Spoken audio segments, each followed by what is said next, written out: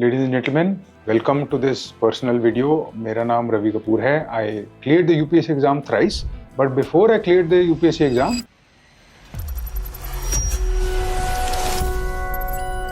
I was a bodybuilder, and before I was a bodybuilder, I was an average student without any exceptional talent और बहुत कुछ scope और बहुत कुछ आशा मैंने अपने पेरेंट्स को या अपने टीचर्स को नहीं दी कि मैं कुछ लाइफ में ज़्यादा कर पाऊंगा. और शायद वो बात सच थी, क्योंकि जो मैं आपके साथ कॉन्वर्सेशन करने वाला हूँ, this is not a pep talk. Please don't expect a motivational talk about the secrets of success. Success ज्ञान नहीं है, ये रियलिटी है. There is something called the halo effect which I think happens जब हम किसी की कोई अचीवमेंट देखते हैं, which is what happened with me a lot, and I'll tell you about that. But first let me tell you how it changed my life. एक बहुत बड़ा लाइफ ट्रांसफॉर्मेशनल एक बहुत बड़ा phase, life transformational phase UPSC की preparation का था. बहुत कुछ मुझे उसने सिखाया जो कि मैं आपको बताऊंगा. I'll tell you the 5 most important lessons that I learned from UPSC preparation, जो हर जगह काम आते हैं. आपके भी काम आएंगे, मेरे आज तक काम आ रहे हैं. नंबर 1, लाइफ में कोई भी डिफिकल्ट काम करने के लिए skin in the game is important. Skin in the game के बिना कुछ नहीं होता. It means that you are not serious. Skin in the game के you have to put your hand in the game. Actually पूरा हाथ ही देना पड़ेगा उसके अंदर, और ऐसी सिचुएशन क्रिएट होनी जरूरी है जिससे आप बाहर ना निकल पाओ. You have to commit, seriously commit your hand into the thing. Enrol in a competition, invest your money, take a membership, enrol in a course, जो भी ऐसा कुछ करो कि उससे बाहर निकलना पॉसिबल ना हो विदाउट सम एम्बेरसमेंट. अगर बाहर निकले और विड्रॉ करा और क्विट करा तो it will not be without some embarrassment and some cost to your ego. That is what keeps you hooked for longer on these long term goals. और life में सबसे वैल्यूएबल चीज़ें, सबसे वर्थवाइल चीज़ें इनवेरिएबली वो चीज़ें हैं जिसमें सबसे ज़्यादा टाइम लगने वाला है. वेदर इट्स अ बिजनेस और इट्स अ रिलेशनशिप और it's a job or it's a specialization, you're going to need skin in the game. That is the first thing. It became so clear to me. And I'll tell you another weird thing. मुझे ये skin in the game वाला concept body building ने पहले सिखा दिया था. It was an advantage. All that schooling, all that BTech and all that engineering didn't give me anything which was advantageous for UPSC or life. What I really got that was advantageous was from the gym. वहाँ पे पता चलता है कि जब आप actually में skin in the game करते हो तो क्या होता है. बिकॉज अगर आप बॉडी बिल्डिंग करोगे या पावर लिफ्टिंग करोगे, you have to go up on stage. I mean your ego is literally in the palm of your hands, subject to the people and the way they react. In body building, you know, I lost thrice. 3 बारी मैंने body building का competition खेला और तीनों बारी मैं हारा. I was not second, I was not third, I was last. जितने भी मेरी कैटेगरी में लोग थे, मैं लास्ट था. आप सोचो कि ईगो और सेल्फ कॉन्फिडेंस की क्या धज्जियाँ उड़ती होंगी जब आप बिना कपड़े के बॉडी बिल्डिंग कर रहे हो और आप लास्ट आ रहे हो. उसने मुझे सिखा दिया कि लाइफ में किसी भी चीज़ से डरने की ज़रूरत नहीं है. उसने मुझे ऐसा मजबूत बना दिया कि कोई आईआईटी का एग्ज़ाम, कोई नीट का एग्ज़ाम, कोई यूपीएससी का एग्ज़ाम आपको इतना मजबूत नहीं बना सकता जितना वो रॉ झटका आपको बनाता है. That is what I learned from bodybuilding, and that was one of my biggest advantages when I came into the UPSC, and that is the brutal truth. कोई एजुकेशन सिस्टम में ऐसा सिस्टम नहीं है to give us that exposure. Second, सबसे one of the most powerful lessons I've ever learned in my life is that हर किसी field के top पे journalists बैठे हुए हैं. They are not specialists. The best of the best, जिसके पास सबसे ज़्यादा पावर है, जिसके पास सबसे ज़्यादा इम्पैक्ट है, वो मोस्ट केसेस में जर्नलिस्ट होगा, स्पेशलिस्ट नहीं होगा. Invariably I have seen it in the world. There are lot of books that have been written on it. One book by David Epstein I read many years after I cleared the UPSC, spoke about exactly this. The name of the book is Range. If you have the time, do read that book. It will tell you what I'm talking about and how it is proven in almost every field it works. अब nobody has the time or the luxury to be a journalist. अगर आप already इतना time invest कर चुके हो अपनी पढ़ाई में, हर चीज़ में, तो आपके पास जर्नलिस्ट बनने का टाइम नहीं होगा. क्योंकि जर्नलिस्ट बनने का मतलब आपको हर सब्जेक्ट के बारे में कुछ ना कुछ पता होना चाहिए. You need to know how the world is working. उस दुनिया में इकोनॉमिक्स भी होगी, साइकोलॉजी भी होगी, हिस्ट्री भी होगी, और हर एक सब चीज़ आपस में इंटरमिंगल करके एक रियलिटी सी बनाएंगे जो आप एक्सपीरियंस करोगे. ये एक्सपीरियंशियल रियलिटी को समझना फ्रेमवर्क्स में इंटेलेक्चुअली जर्नलिस्ट करते हैं. That is why they have that leverage. Specialist एक डोमेन में एक्सपर्ट होगा, जर्नलिस्ट बहुत सारे डोमेन्स में पैटर्न रिकॉग्निशन कर पाएगा. That is the key. अब ये नॉलेज आएगी कहाँ से? हमारा एजुकेशन सिस्टम इसको बिल्कुल सपोर्ट नहीं करता है. हमारा there is only one structure in the whole world that I have seen that actually supports this, and that is UPSC preparation, the exam of the UPSC, because of the syllabus. किसी भी जगह और situation में आपकी skin in the game ऐसी नहीं होगी कि आपको जनरल नॉलेज एक्वायर करनी पड़े इतने सारे फील्ड से. ये आपको वो करने पे मजबूर कर देता है. सबसे बढ़िया चीज़ जो मेरे साथ हुई वो यही थी. इंटेलेक्चुअली इससे बढ़िया कुछ हो नहीं सकता था. अब जब मैं बातें एडमिट कर ही रहा हूँ तो मैं आपको 1-2 और बातें बता देता हूँ. इन सब फैक्टर्स के पीछे जितने भी सक्सेसेस हुए, फेलियर्स हुए, जो भी हुआ, उन सब के पीछे मोटिवेटिंग फैक्टर्स क्या थे? Do you think that motivating factor was a fire and a drive to succeed? Yes, that sounds good, बोलने में तो अच्छा लगता है, और ऑब्वियसली कोई ड्राइव और कोई फायर तो थी ही, वो आप में भी होगी, पर उसके पीछे क्या है? एक स्टेप पीछे चलते हैं उसके पीछे क्या है? रियलिटी ये है कि उसके पीछे थी इनसिक्योरिटी, उसके पीछे थी ओवर कॉम्पनसेशन, उसके पीछे थी एक ओवर अचीवर की जील। कोई भी इंसान ओवर अचीवर अगर है तो मोस्ट लाइकली वो इनसिक्योर है। वो इनसिक्योर क्यों है? क्योंकि बचपन में कुछ ना कुछ उसके साथ हुआ है जिसकी वजह से उसकी ईगो हर्ट हो गई है, या कुछ उसको ऐसी महसूस हुई है, he or she has felt some sort of deficiency. This deficiency, more often than not, comes from society, it comes from our parents, it comes from feedback. We feel inadequate, and that inadequacy, if you have felt, is a gift. If you can take that gift, and if you can if you can actually use it as fuel, which I did, because मुझे तो और कोई option दिखा ही नहीं, to be frank. अच्छी खासी insecurity थी, जो मैंने आपको बताया कि मैं बिल्कुल भी टैलेंटेड नहीं था, और उसका मतलब ये नहीं है कि सिर्फ there was a mark of no talent, there was a negative connotation to it, there was a connotation कि ये कुछ नहीं कर पाएगा, there was a connotation which said that he is not good, और एवरेज में बहुत फर्क होता है, और एवरेज और नॉट गुड में there is a very subtle difference, आप समझ रहे हो? Unless you are exceptional, you are not good. But that not good, if you are actually not good enough, and if you feel that inherently, और आपको वो चीज़ तकलीफ देती है और आपको उससे कुछ दर्द होता है, उस दर्द को आप यूज़ करो. That will turn you into an overachiever. But while I have said all this, I will also admit, overachiever अगर आप बन गए, आपकी लाइफ में स्ट्रेस और एंजाइटी हमेशा साथ चलेगी. Peace of mind will be traded by achievement. That's how it goes. You can't have both things. ये सब हो जाने के बाद यूपीएससी का एग्ज़ाम क्लियर हुआ. I was allocated the Indian revenue services.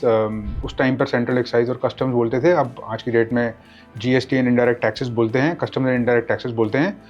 मैं गया वहाँ पे. First impression, shock. There was a absolute shock of reality hitting me on my face, which I had to absorb. Why was there a shock immediately after going there? The shock was social status. मैं आपको honestly बता रहा हूँ, I was not chasing social status because मुझे ज़्यादा पता ही नहीं था कि social status इतना होता है इसमें. There are many people who are driven by social status. Fine. Instant overnight change in social status. The way people see you, the way people talk to you, instant change. आपके घर वाले, आपके relatives, आपके पड़ोसी, आपके दोस्त, instant change the way they see you overnight. It's the next day, the next call. 5 minute के अंदर, रिजल्ट आने के 5 मिनट के अंदर दुनिया का रुख चेंज हो जाएगा आपके लिए. ये सोसाइटी की टेंडेंसी है. स्टार्टिंग में तो बहुत अच्छा लगेगा आपको, it will feel like gratification. आप थोड़ी देर जब आप सिस्टम में बिताओगे, आपको रियलाइज होगा कि इसके पीछे लेयर्स हैं. And then the real reality starts to hit you. And what is that real reality? The real reality is respect is not equal to power. They are completely different entities and completely different animals.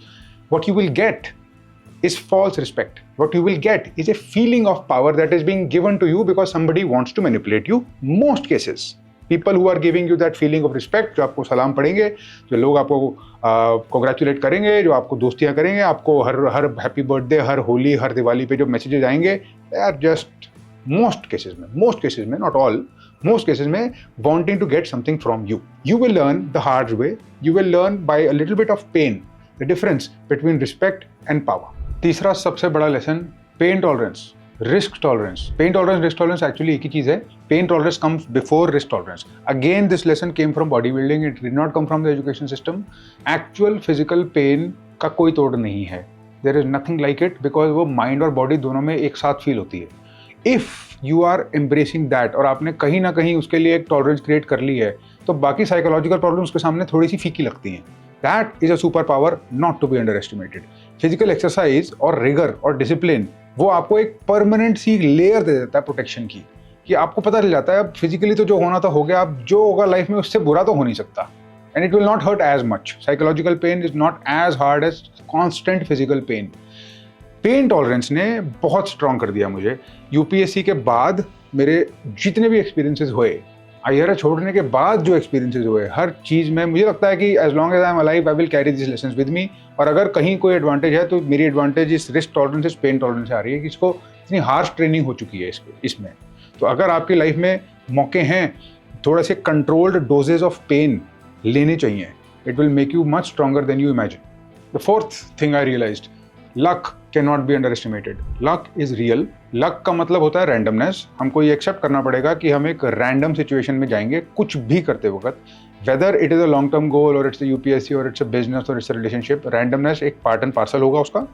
Randomness का inherently मतलब ये है कि कुछ जगह आपको luck favour करेगा, कुछ जगह आपको लक फेवर नहीं करेगा डिस्पाइट योर हार्ड वर्क. उस चीज़ को टॉलरेट करने की क्षमता होनी चाहिए.